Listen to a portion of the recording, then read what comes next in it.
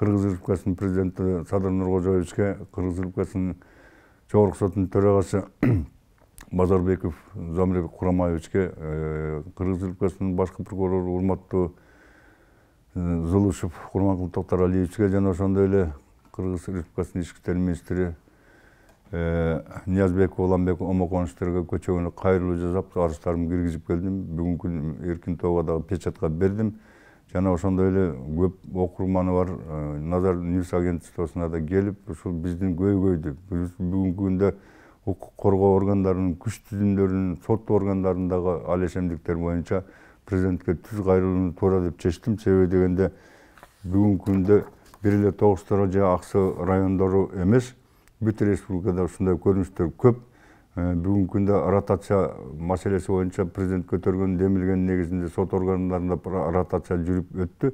Менимче ал ротация жемишин бере баштады деп эсептеймин. Жакшы карала баштады мурдага караганда.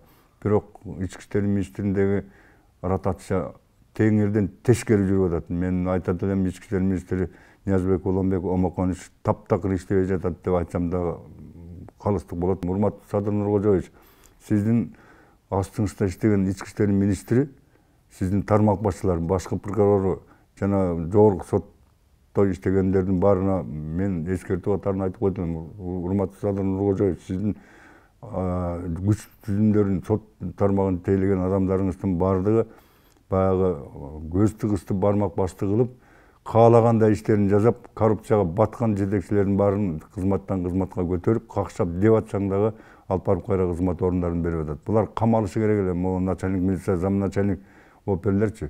Булар оор кылмыштар жаап, ошондон акча алгандыгы боюнча фактысы менде бар. Аудио запистер бар. Берген кишилерди оозу менен айткан диктофондук запистер бар. Мен ошонун баарын ички иштериндин ичкиликтөө бөлүмүнө Рыскелдиев дегенге, Бекелев, Мирлан дегендерге 1,5 ай мурун бердим эле. Мондай фактылар бар.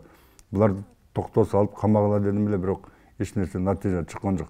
Ошондуктан Садыр Нуркожоевич, мен сизден суранып кетет элем, как коомдук активист катарында, Эркин тоо газетасынын штаттан тышкаркы корреспонденти катары, элдик көзөмөл, элдик кыймылынын мүчөсү катарында суранат элем.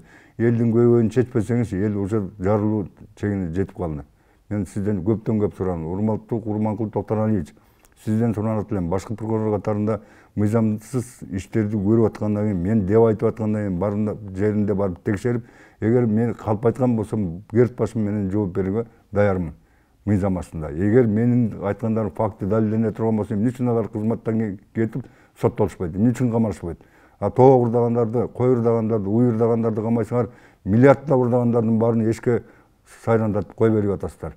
Бул эмне деген сермендетчилик? Урматтуу Садыр Нуркожоевич, айланаңызды тазалаңыздар, ички иштер министрлигинде ротация жүрбөй атат, министрдин кызматтан алыңыз, антпесеңиз оңолбойт. Эл уже жетер жегени жетти, ветералар ыйлап атып бүтүштү. Мен ушул кайрылууну жолдоп коеюн дедим да.